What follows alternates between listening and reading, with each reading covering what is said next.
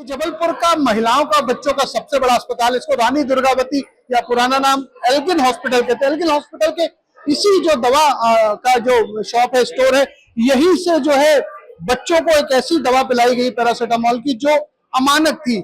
8 महीने पहले लिए गए सैंपल की रिपोर्ट मार्च में आती है और कहा जाता है कि जो पैरासीटामोल है उसमें जो क्रिस्टलाइजेशन हो रहा है वो जब शेक करते हैं तो घुलता नहीं। इसका मतलब कि दवा कम असरकारक थी। लेकिन इसी बीच 20,000 दवाइयों की सप्लाई यहाँ पर इस स्टोर में हुई थी, जिसमें से सिर्फ 400 दवाइयां बची। और उसके बाद स्वास्थ्य विभाग का कहना है कि इस पर रोक लगा दी गई दवा के वितरण पर। लेकिन उससे पहले इंदौर की दवा कंपनी ने जो ये दवाइयों की पैरासीटामोल की सप्लाई की थी, वो यहाँ से जो बुखार से पीड़ित नवजात बच्चे आते थे उनको ये दी गई। और इसका कोई रिकॉर्ड नहीं है कि कितने बच्चों में उस पर दवा का क्या असर हुआ, किस तरह से उनको वो ठीक हुए या नहीं हो पाए, या क्या दिक्कत थी। लेकिन सबसे बड़ी चौंकाने वाली बात है कि मार्च में आई इस रिपोर्ट को प्रशासन या स्वास्थ्य विभाग ने अभी तक दबा के रखा था। कल इसका अचानक से खुलासा हुआ, उसके बाद सरगर्मी बढ़ी।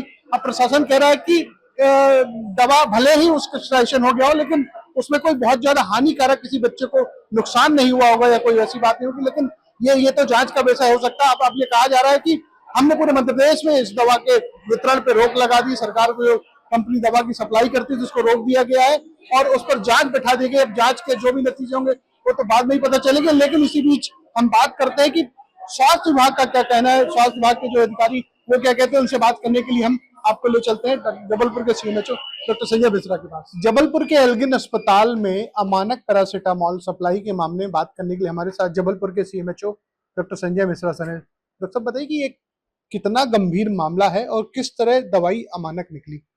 देखिए, जैसा अस्पतालों में जो भी दवा सप्लाई होती है उसके कुछ नियम निर्धारित किए हैं मध्य प्रदेश शासन ने, और दवाई के सप्लाई के लिए उन्होंने एक अलग से कारपोरेशन बना दिया है, MPHCCL, जिसके माध्यम से सप्लाई होती है।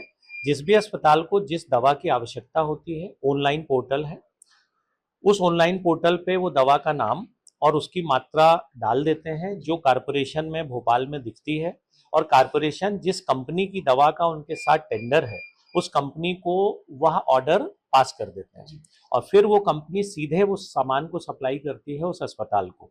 इसके साथ कंपनी के लिए ये जरूरी है कि वो उस दवा के साथ जिस लेबोरेटरी से उसके कॉन्ट्रैक्ट हुए हैं उस लेबोरेटरी में उस दवा की टेस्टिंग करा के उसकी टेस्टिंग रिपोर्ट दवा के साथ ही सभी संस्थाओं को भेजती है।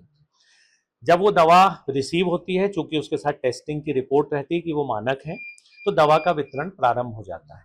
इसी के साथ ही साथ शासन ने ये भी निर्देश दिए हैं कि ये दवा सबसे पहले जिस सरकारी अस्पताल में सप्लाई होकर पहुंचती है वहां से एक सैंपल और भी सरकारी लेबोरेटरी में भेजा जाता है।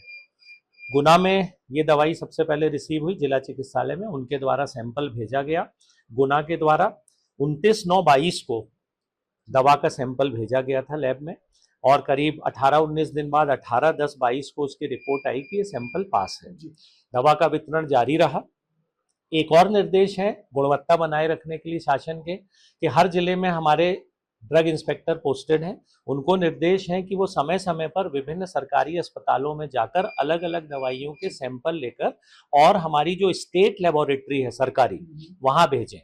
तो ये जो पैरासीटामोल सस्पेंशन है इसका सैंपल ड्रग इंस्पेक्टर जबलपुर के द्वारा 13/7/23 को लिया गया रानी दुर्गावती एल्गिन चिकित्सालय से, जिसकी रिपोर्ट 22/3/24 को आई, जिसमें इसे अमानक घोषित किया गया। अमानक का जो कारण बताया गया रिपोर्ट में कि इस सिरप में जो पैरासीटामोल के ग्रेन्यूल्स थे वो ग्रेन्यूल्स आपस में चिपक के क्रिस्टल बना लिए हैं, और वो क्रिस्टल उस बॉटल की तली में बैठते हैं जैसे हर सिरप में होता है।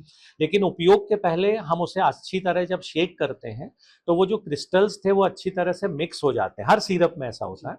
इसमें कुछ क्रिस्टल्स तली पर चिपके ही पाए गए लेबोरेटरी में, और यही वो आधार उन्होंने लिया है अमानक का कि पूरे क्रिस्टल्स उसमें डिसॉल्व नहीं हो रहे हैं।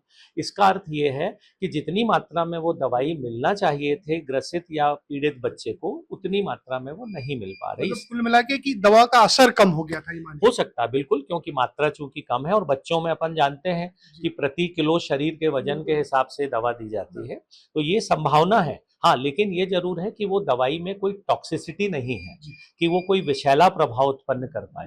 तो तो अब ये बताइए कि एक कितनी दवाई वहां पर एल्गिन में आई थी और कितनी मतलब बच्चों को पिला दी गई, कितनी बची है? देखिए, ये एल्गिन में 20/9/2022 को प्राप्त हुई थी दवाई, 20,000 बॉटल्स मिली थी। और जिस समय इसको बंद किया गया, क्योंकि जो ड्रग इंस्पेक्टर जबलपुर ने टेस्ट के लिए भेजा था, जिसकी रिपोर्ट 22/3/24 को आई, और ये मेल पर अधीक्षक रानी दुर्गावती चिकित्सालय को मिली उसी तारीख में, उन्होंने तुरंत ऑर्डर निकालकर 22/3/24 को उसका उपयोग रोक दिया। तब से ये दवाई का वितरण बंद हुआ वहाँ, और 400 बॉटल्स अभी वहाँ शेष हैं, जिसको विथल्ड कर दिया गया। अब उसको कभी नहीं बांटा जाएगा, क्योंकि वो अमानक पाई गई।